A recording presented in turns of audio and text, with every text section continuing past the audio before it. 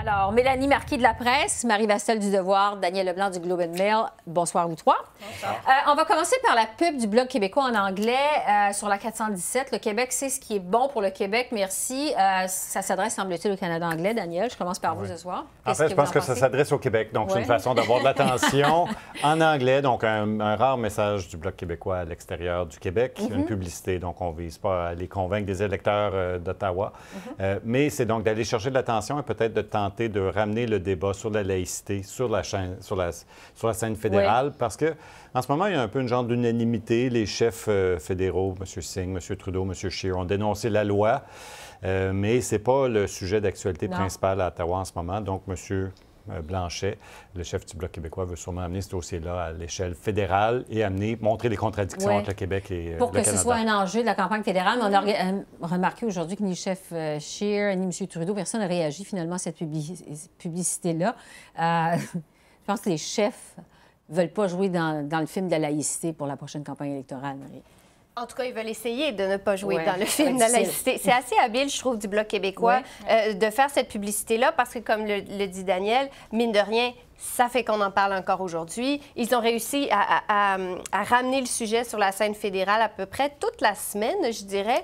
Et ça me fait penser à ce que faisait le Bloc sous l'époque de Gilles Duceppe, où on avait cette stratégie de parler des intérêts du Québec, de parler plus largement des consensus à l'Assemblée nationale à Ottawa pour se distinguer des autres partis qui, selon le Bloc, ne représentent pas adéquatement les Québécois. Et je pense que cette publicité-là annonce clairement que pendant la campagne électorale fédérale, le Bloc québécois va une fois de plus taper sur ce clou-là, comme on l'avait vu en 2015, quand il citait la position du NPD sur le niqab, qui devait être interdit, permis selon le NPD, lors des cérémonies de citoyenneté.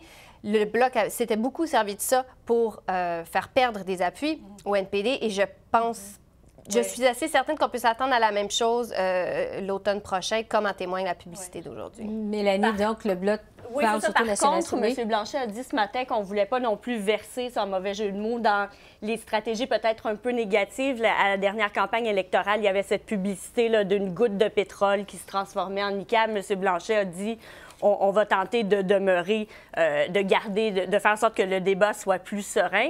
Par contre, ce que ça pourrait leur permettre de faire, c'est d'aller gagner des points au détriment des conservateurs qui, eux, veulent en faire des gains au Québec.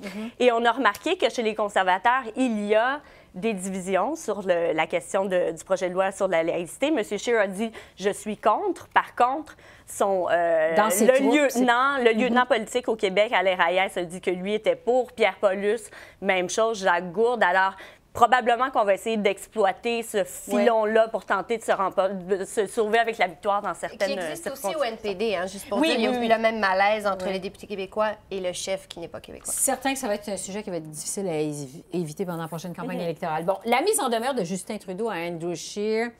On a appris ça finalement en fin de semaine. Andrew Scheer qui avait demandé il y a quelques semaines la démission de M. Trudeau. Ça joue vraiment dur sur la scène politique canadienne. Daniel, est-ce que la politique canadienne est en train de s'américaniser? Oui, c'est sûr qu'on s'oriente vers une campagne sale. Donc, M. Trudeau répondait cette semaine aux questions du Parti conservateur en rappelant peut-être faussement le fait que M. Scheer n'avait pas dénoncé les ultranationalistes blancs, le mouvement des gens white nationalists qui a pris racine un peu aux États-Unis, dans l'Ouest. Et donc, ça joue dur. M. Trudeau, maintenant, fait face à une situation, c'est lui qui a envoyé la mise en demeure. M. Scheer a répété les paroles honni qui semble-t-il, seraient diffamatoires. Et M. Trudeau va-t-il le poursuivre ou ne va-t-il pas le poursuivre? Ça fait peut-être une diversion ou ça prolonge un débat sur le dossier SNC-Lavalin qui semblait peut-être aller vers la clôture. Mais parce qu'on s'est beaucoup demandé, justement, Marie, c'était quoi l'intérêt des troupes libérales de garder le dossier encore dans l'actualité comme ça en envoyant une mise en demeure à M. Scheer? Est-ce qu'on connaît la stratégie derrière ça? Je ne suis pas sûre qu'il y a une stratégie.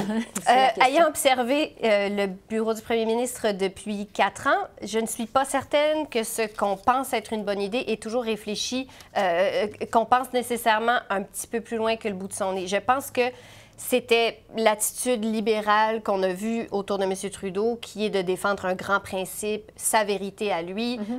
Il ne tolère pas qu'on dise des choses qu'il estime être mensongères à son endroit. Et donc, mise en demeure, c'est réglé.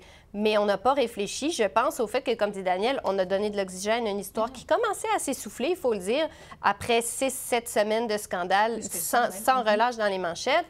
Et là, en essayant de défendre cette grande idée et de vouloir se défendre, M. Trudeau s'est finalement essentiellement tiré dans le pied. Mais je pense que ce qu'on a vu cette semaine qui a découlé, le débat qui a découlé de cette mise en demeure, ça annonce très clairement les deux lignes de position que les deux principaux partis vont prendre, c'est-à-dire que M. Trudeau va marteler que les conservateurs sont des menteurs, et que les conservateurs vont marteler que Justin Trudeau ne tolère pas la critique et qu'il muselle ses adversaires comme il l'a fait avec Jody Wilson-Raybould et comme il essaye de le faire dans cette menace de poursuite-là de M. Scheer. Mélanie, M. Trudeau s'est tiré dans le pied. Je partage la même analyse. Monsieur Scheer, d'ailleurs, l'avait reçu le 31 mars dernier, sauf erreur, cette mise en demeure. Et donc, il avait gardé, il y avait un as dans sa manche. Et dimanche, on a eu une série d'entrevues de Mme Wilson-Raybould, de Mme Philpott. Et là, il s'est dit dimanche, tiens, on va démarrer la semaine avec ce cadeau du ciel-là que Justin Trudeau m'a offert. Et je suis tout à fait en accord avec Marie que c'est assez questionnable comme stratégie. Ce qui fait que ça a resté quand même dans l'actualité. Bon, maintenant, les nouvelles dispositions sur l'immigration qui touchent les demandeurs d'asile. Le gouvernement Trudeau qui veut resserrer ça pour empêcher ce qui, bon, le ministre Blair a dit le shopping d'asile. Daniel, j'aimerais vous entendre sur la forme d'abord. Ces mesures-là, modifications-là qui ont été incluses dans une loi omnibus sur le budget, un peu en catimini. Qu'est-ce que ça a attiré l'attention, donc c'est pas caché. C'est sûr que ça adresse un enjeu qui fait mal au gouvernement.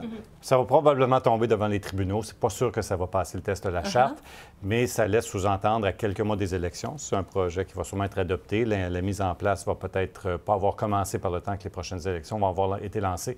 Mais ça donne une idée que le gouvernement fait quelque chose parce que c'était clairement une de ces zones les plus sensibles ou une de ses faiblesses face à l'opinion publique qui n'aime pas tellement voir environ 20 000 personnes entrer illégalement ou entrer de façon irrégulière au Canada tous les ans. En fait, je faisais un peu plus tôt cette semaine une entrevue avec un spécialiste, un avocat spécialiste justement des questions d'immigration qui dit que le gouvernement Trudeau ne tire pas dans la bonne direction. Ça ne va rien donner que ces modifications-là. Marie, qu'est-ce que vous en pensez? Bien, écoutez, le bureau de M. Blair dit que ça serait 3 150 personnes qui sont entrées au Canada depuis 2017, donc en 2 ans, 3 150 personnes qui avaient fait une demande au préalable aux États-Unis, une demande d'asile aux États-Unis préalablement. 3 150 personnes en 2 ans sur des dizaines de milliers qui ont traversé la frontière depuis 2 ans, c'est quand même une goutte dans un verre d'eau. Ça ne fera pas une grosse différence. Et ce qui ferait une plus grosse différence, c'est ce qu'ils essaient de négocier avec Washington, d'essayer d'un peu corriger cette entente sur les tiers pays sûrs. Je ne pense pas que ce soit anodin, que ce petit paragraphe-là, parce que c'est un seul paragraphe du projet de loi budgétaire qui met en œuvre ce changement-là. Ce petit paragraphe a été inséré dans un projet de loi de 392 pages.